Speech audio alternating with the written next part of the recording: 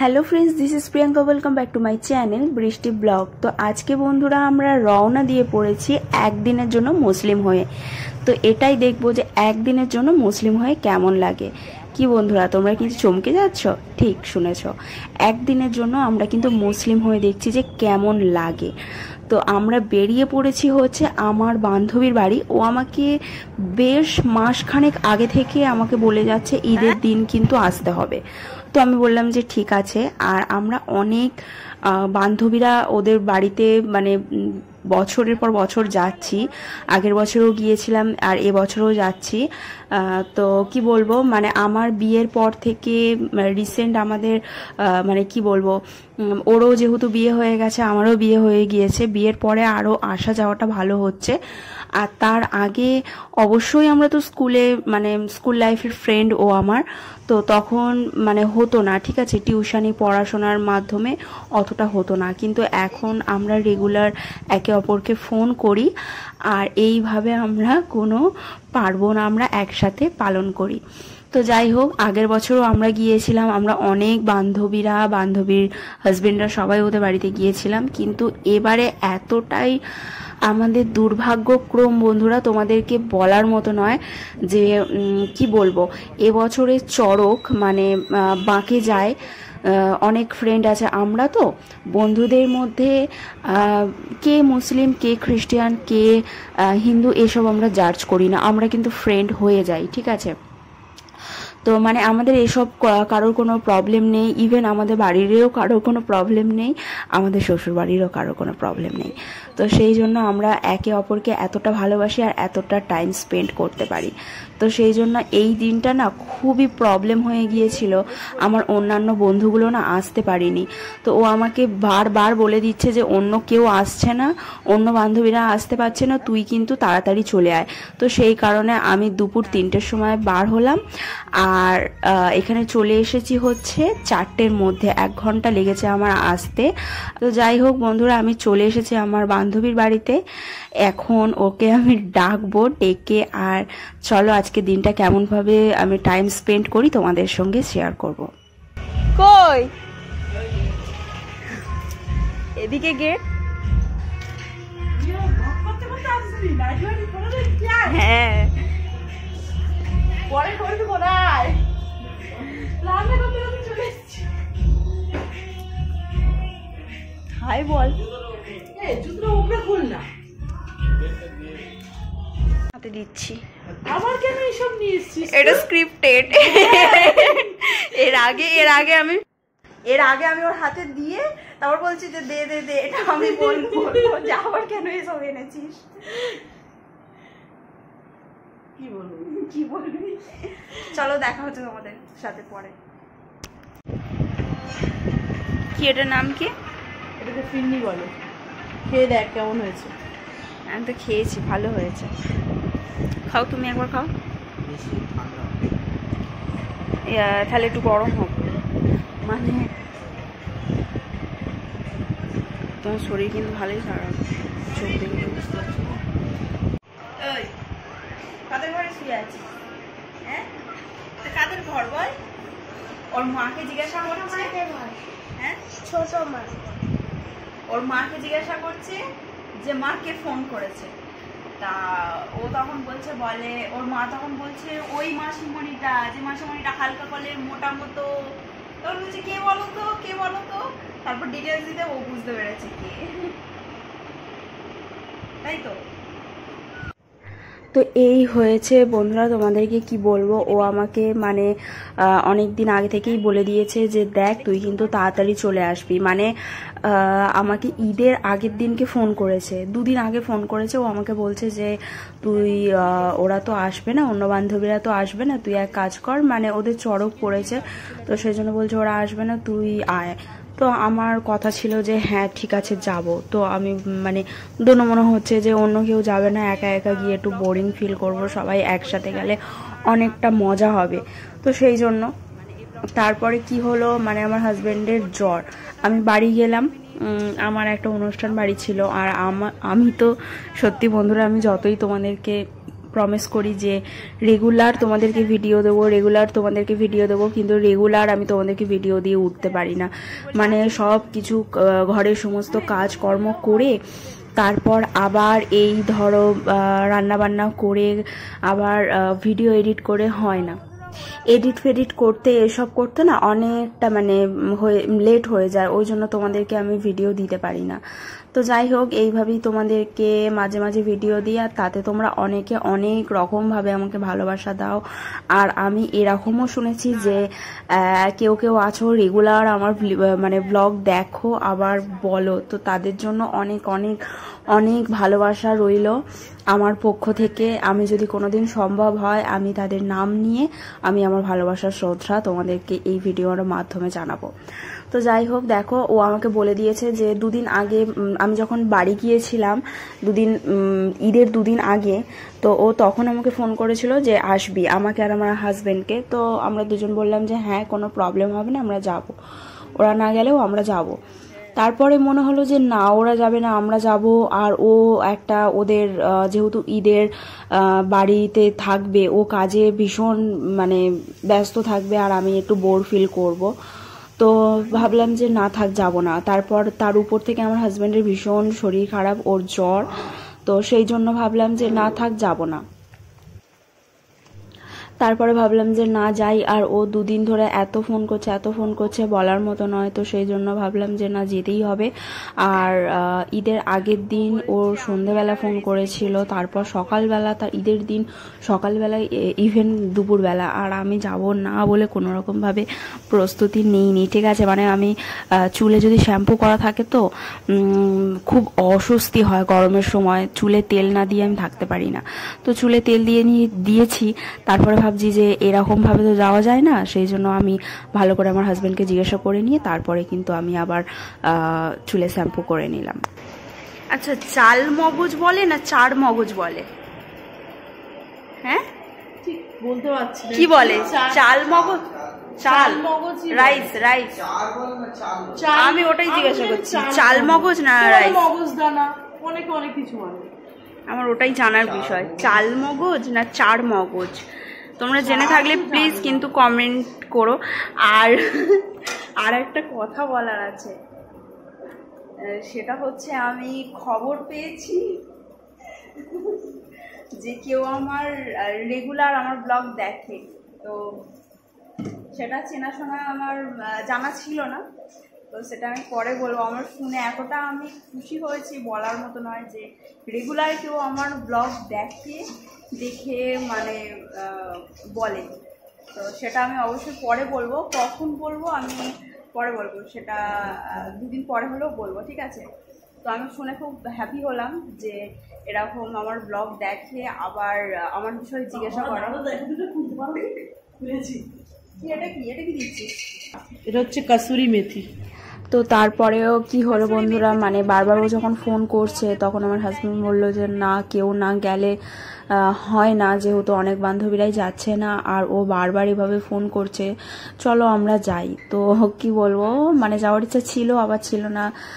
অন্য সময় ভীষণ একটা মজা হয় যে না সব বন্ধুরা মিলে যাব, আর আমরা না সব থেকে আরও বেশি ভালো লাগে আমরা এক জায়গায় সব বন্ধুরা মিট আপ করে বাইক নিয়ে করে চলে গেলাম, এরকম একটা ব্যাপার।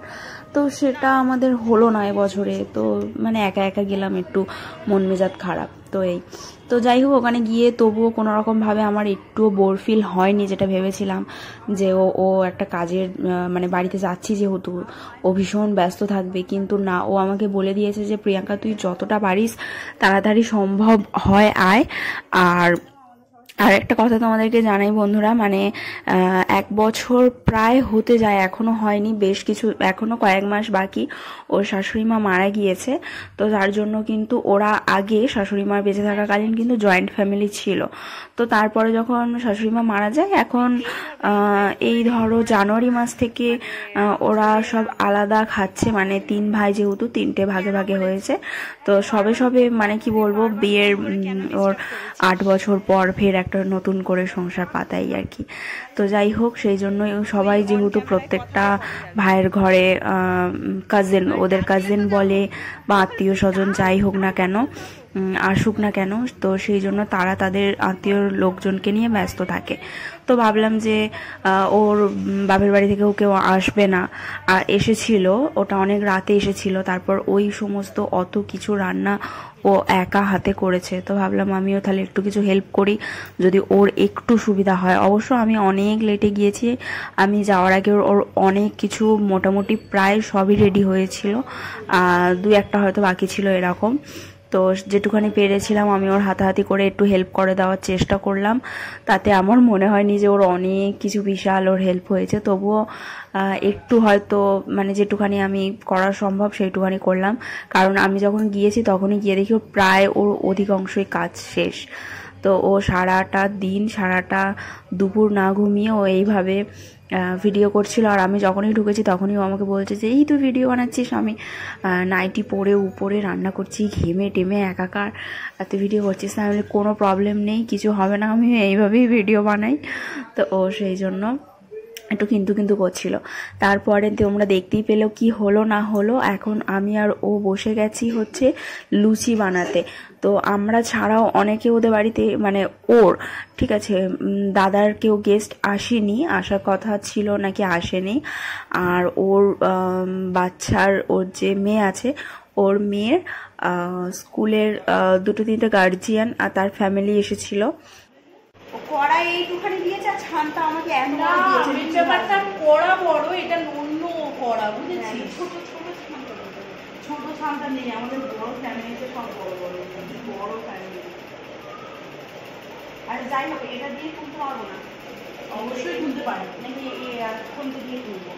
এটা দিয়েও যদি বলি সেটা দিয়ে যদি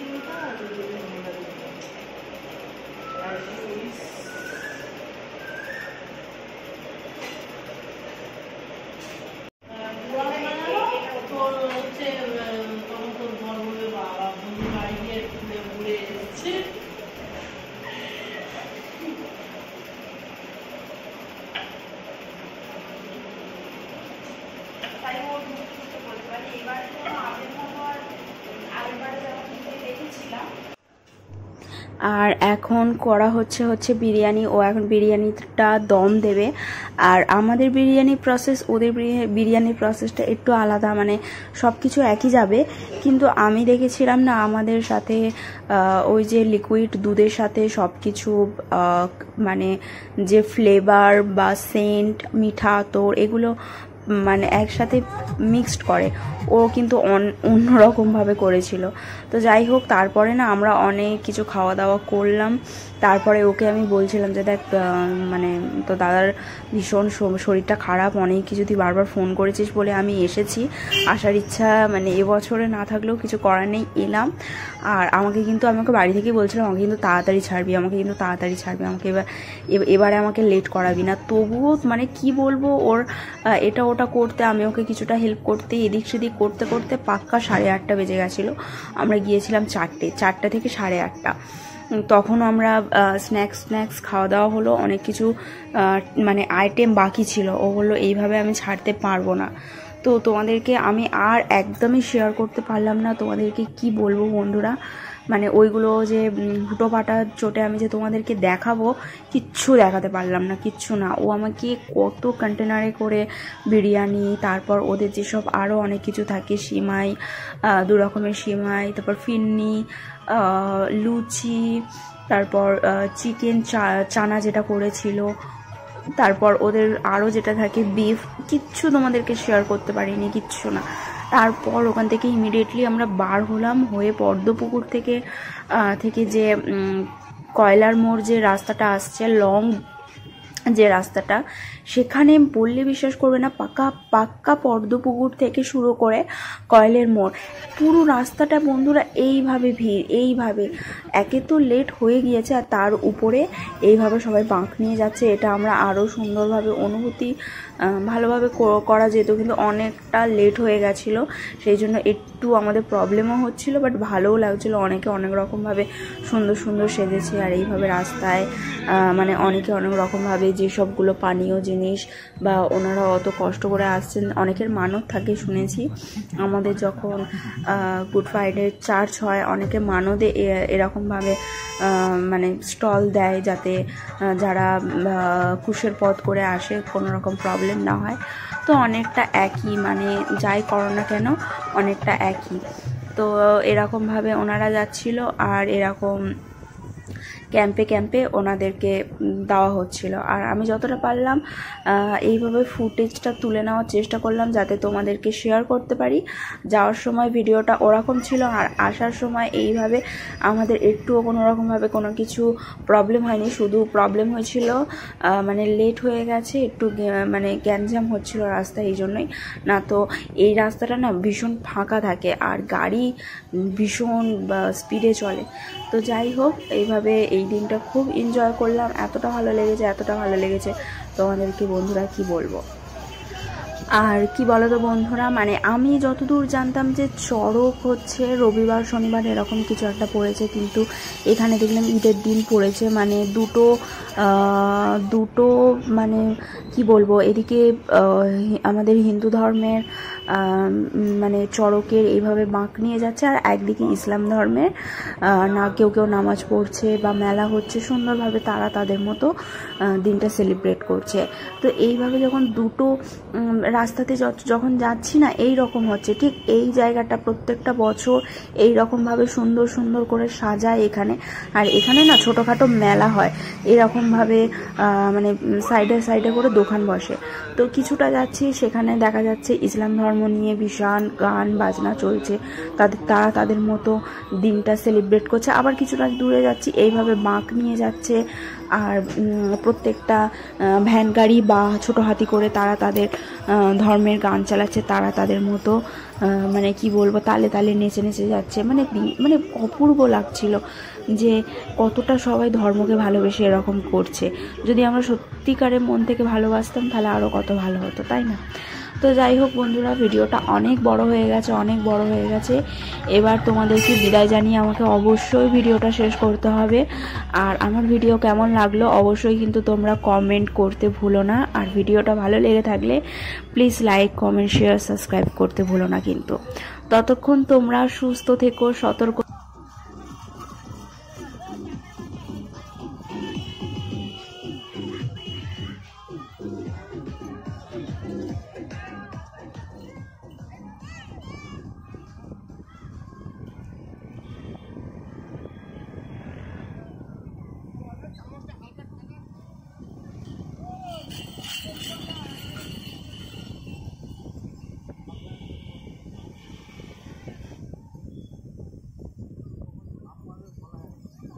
হ্যাঁ, একটু স্লো মোশন।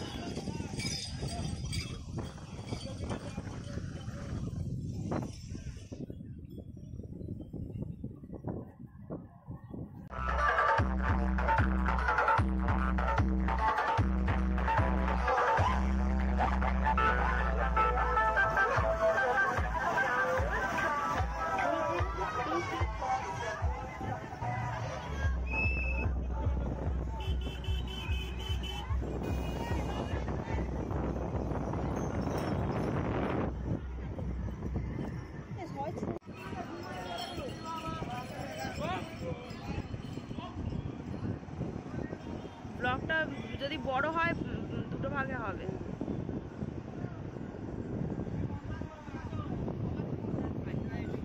ফোকাস নিচ্ছে না অন্ধকারে।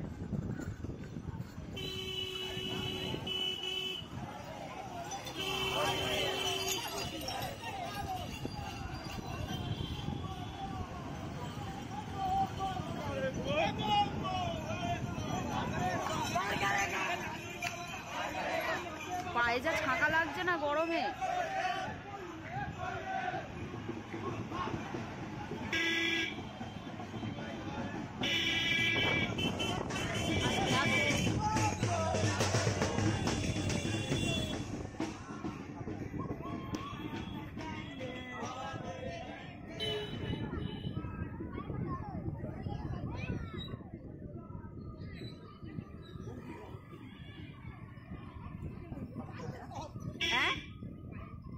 বন্ধ বন্ধ করে দেবো।